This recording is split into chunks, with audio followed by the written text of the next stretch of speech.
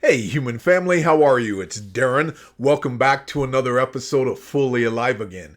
You guys, today's show was inspired by another fully alive warrior by the name of Denise. Hey, Denise, this one is for you. Denise asked the question, how can we maneuver more effectively while working with narcissists who have you at a fast pace and are constantly in a hurry, stressing you out? Very good question, Denise, and I hope you find some value in today's show. So let's do what we do and dive deep.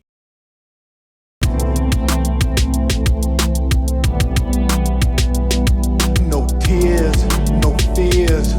Fully alive again after this years.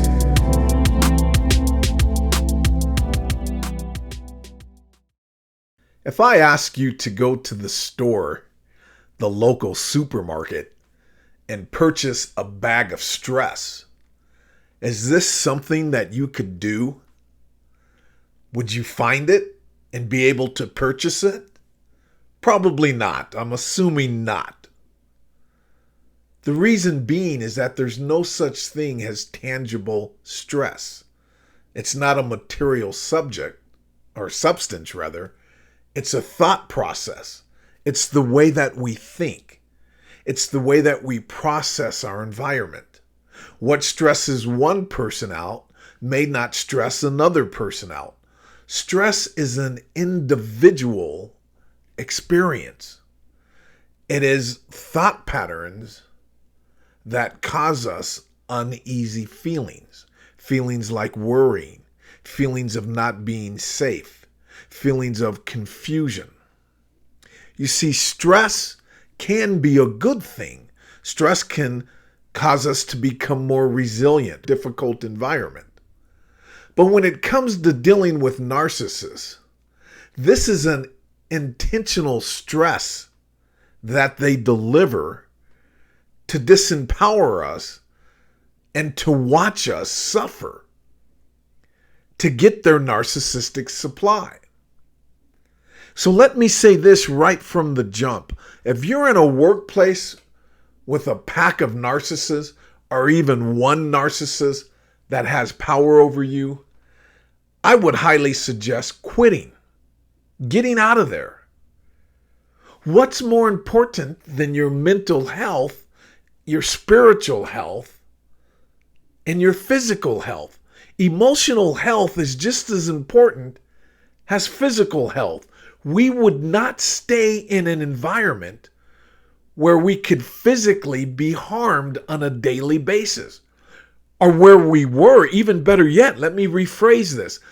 We would not stay in a workplace where we were constantly being physically harmed. So like if every day in your workplace, someone came up to you with a razor blade and cut you.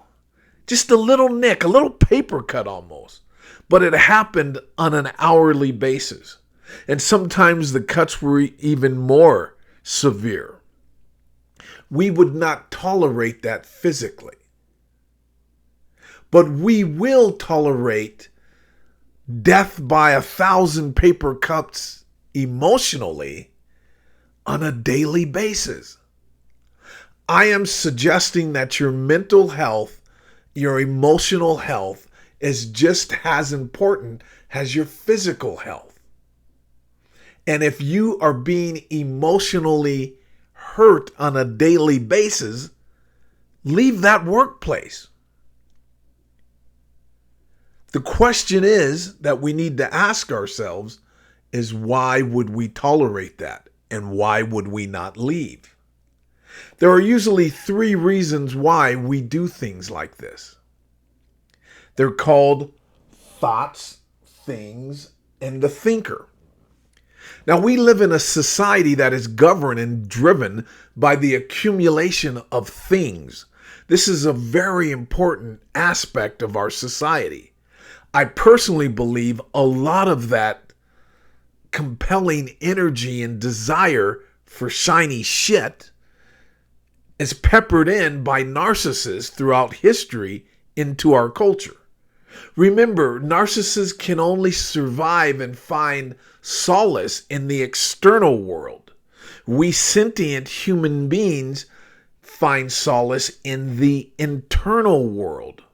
So when we are constantly looking for things outside of ourselves to mollify the anxieties, the pain, and the unhappiness internally, we are in a never-ending circle of being dissatisfied with our lives, with our lot in life. This is why it is critically important to understand things. If things are governing your life, you will tolerate an unhappy workplace. If things are the most important thing to you. So unable to leave a workplace that is toxic, because you're not going to change narcissistic people in the workplace. They are much too clever and or have structured the work environment to protect them so they can continuously get their narcissistic supply. And is the battle worth it if you were trying to take them down and change the workplace? So my point here is why worry about what you can't control, and why worry about what you can control? Control it. We can control where we choose to work. Only if things are not governing our decision making. And this is a very difficult choice that we have to make. But in today's world, it is a paramount choice that we have to make.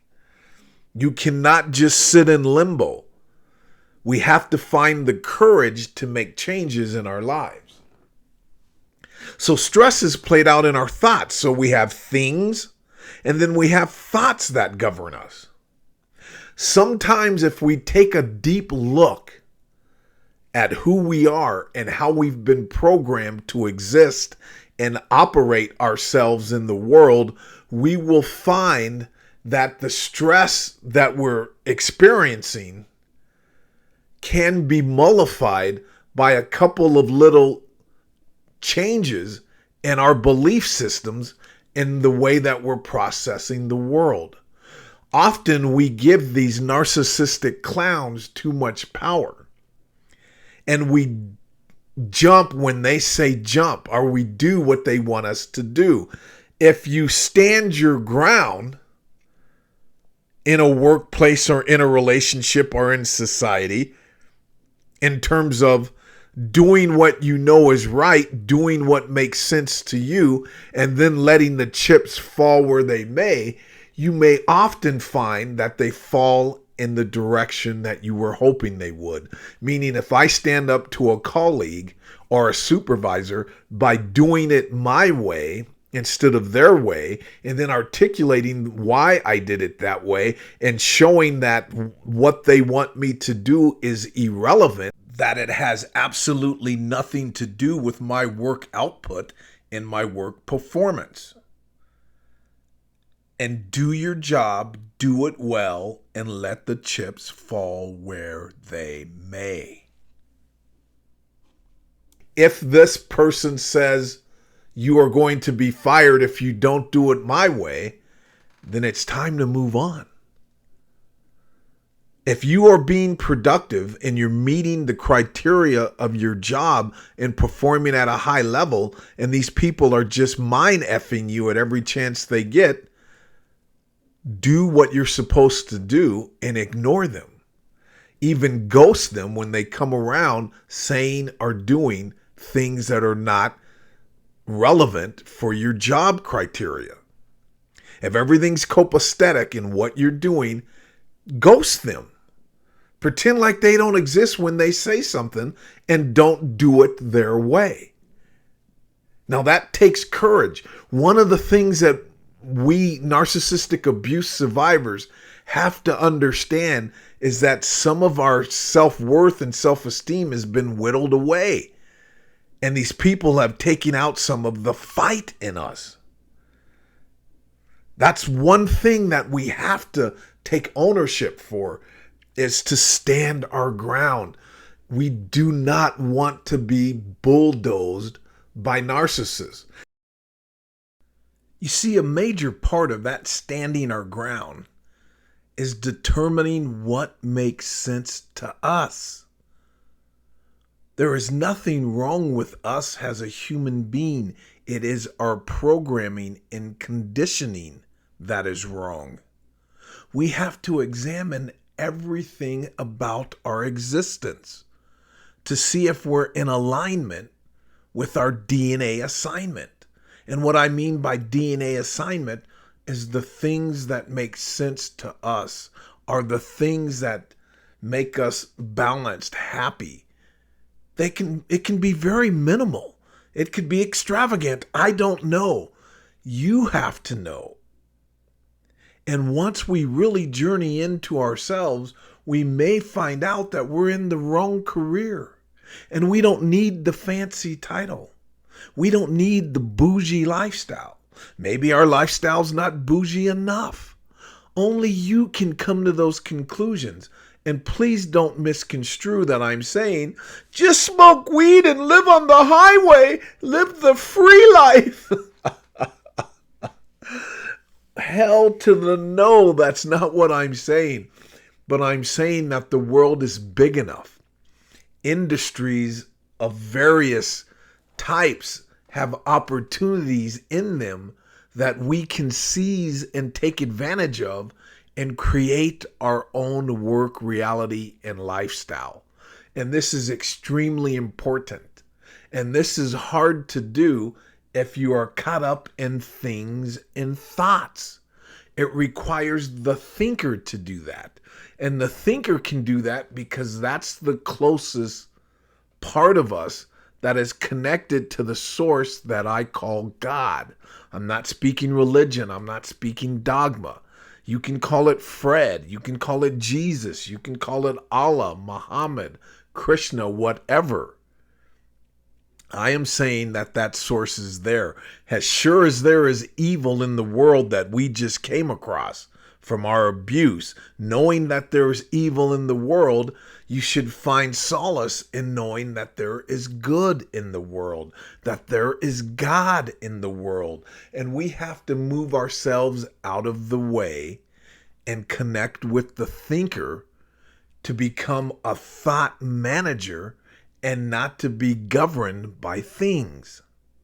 And once we do that, doors of opportunities will open. We will discover new ways to live, new ways to work, new choices and avenues to pursue. But when we're caught up in thoughts that have been programmed into us through a narcissistic society and culture, and things that we think will make us happy or that we need to be important and to be accepted, then we are governed by outside energies that are dictating our life. Work is a major part of our existence.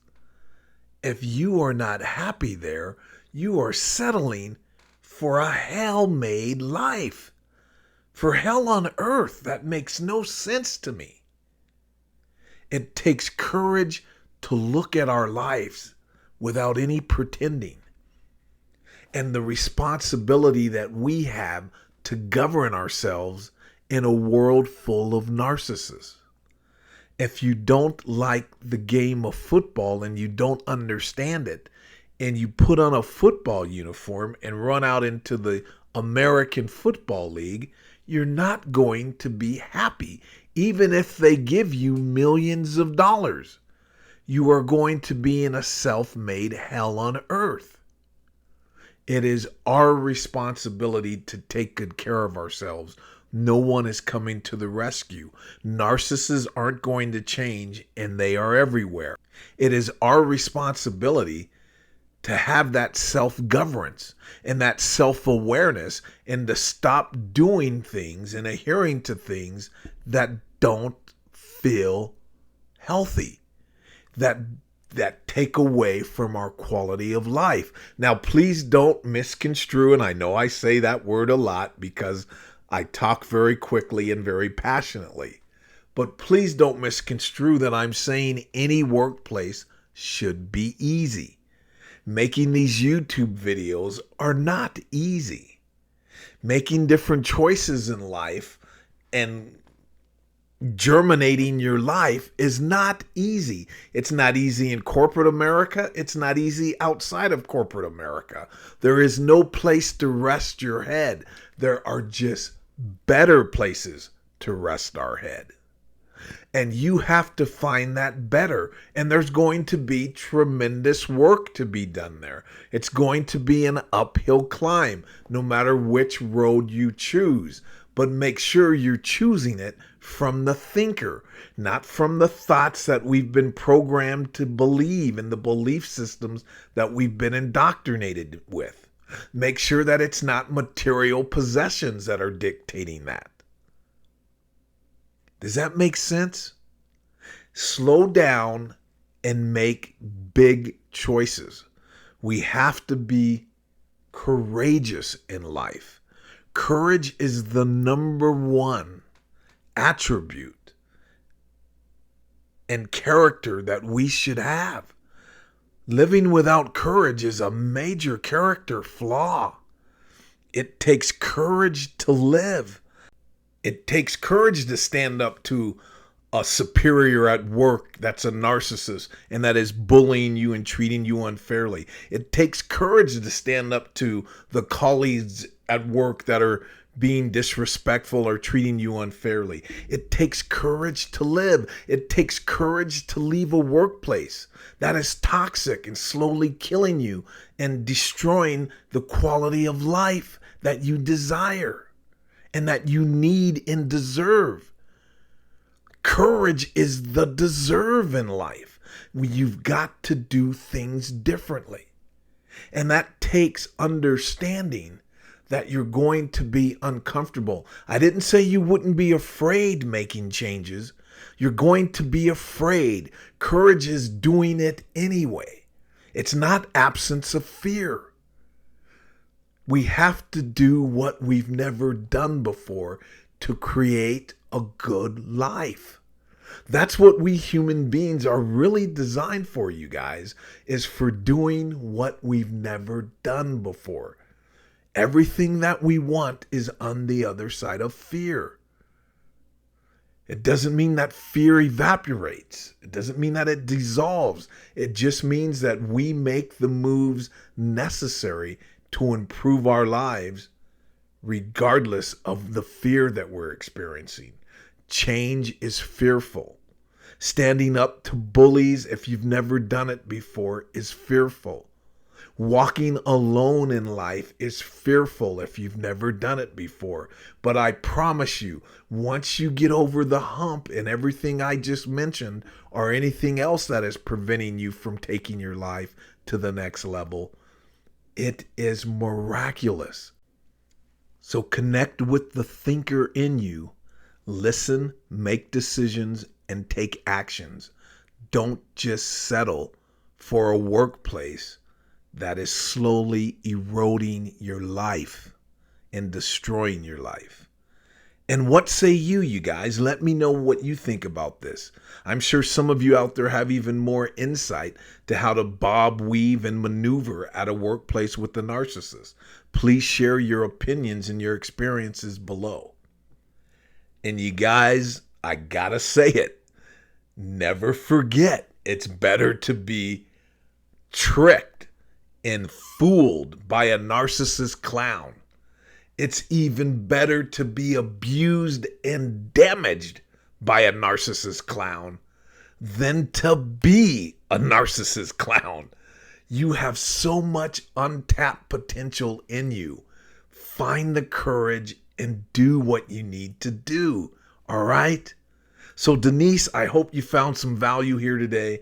I deeply appreciate all of you coming by today. And I'll catch you guys on the next video. Be well.